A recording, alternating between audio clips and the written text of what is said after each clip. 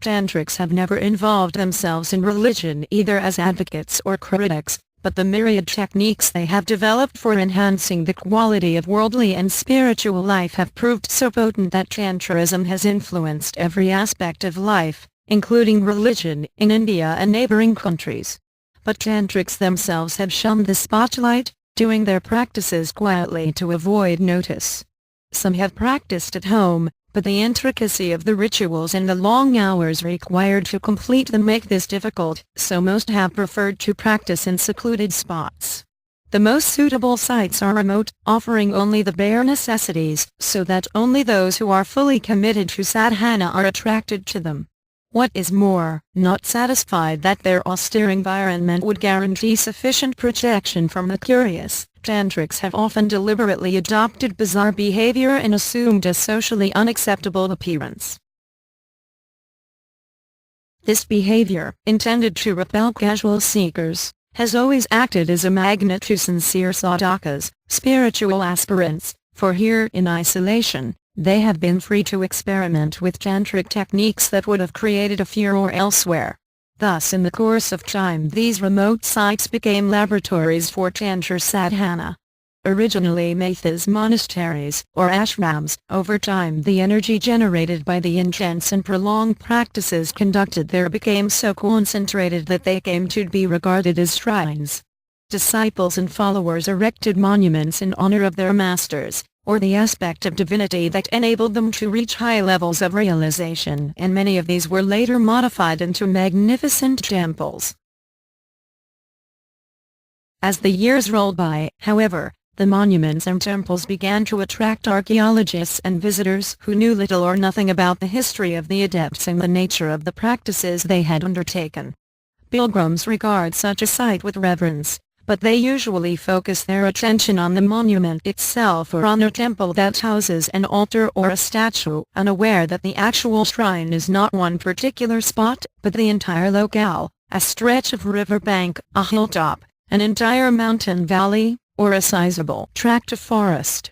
Unfamiliar with the dynamics of the energy that vibrates throughout the area at a subtle level, they pay homage to the deity in a temple. The Tantrics who still live in the vicinity continue to bask in that energy today as they conduct their prolonged practices in privacy.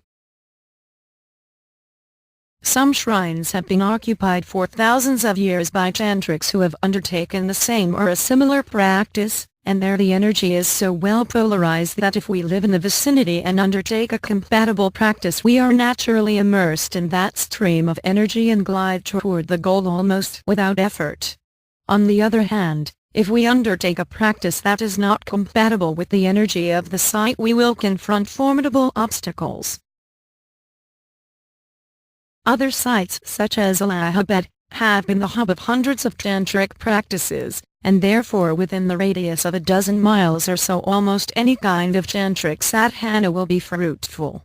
And because thousands of devout practitioners and millions of faithful pilgrims visit Allahabad every year, they perpetuate the concentration of spiritual energy there.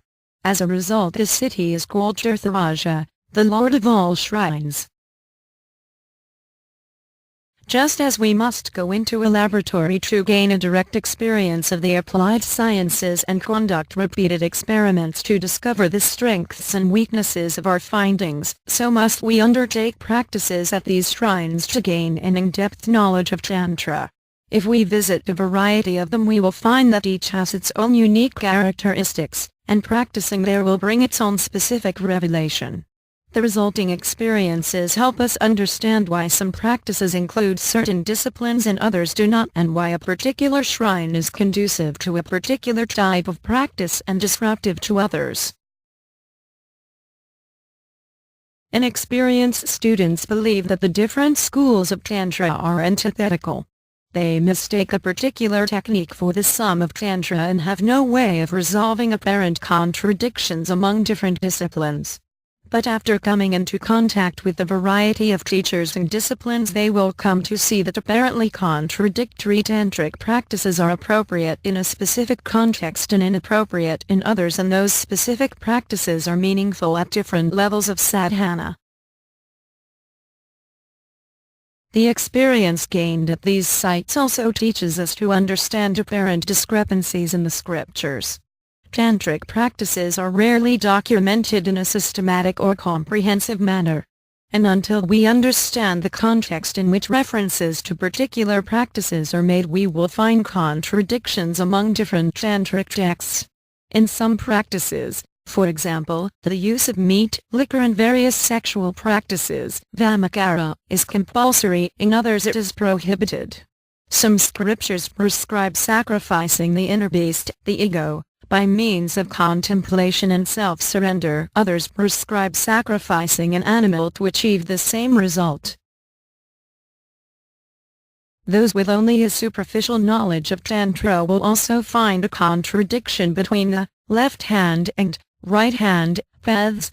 Because left-hand tantrics do not hold conventional standards of ethics and morality in high regard, there is the general impression that in addition to consuming meat and fish in their practices, left-hand tantrics invariably drink liquor and have sex as part of their rituals. On the other hand, it is believed that right-hand tantrics are pure people who maintain high standards of ethics and morality and condemn the philosophy and practices of left-hand tantrics. They are more spiritual, it is thought, than those of the left-hand path.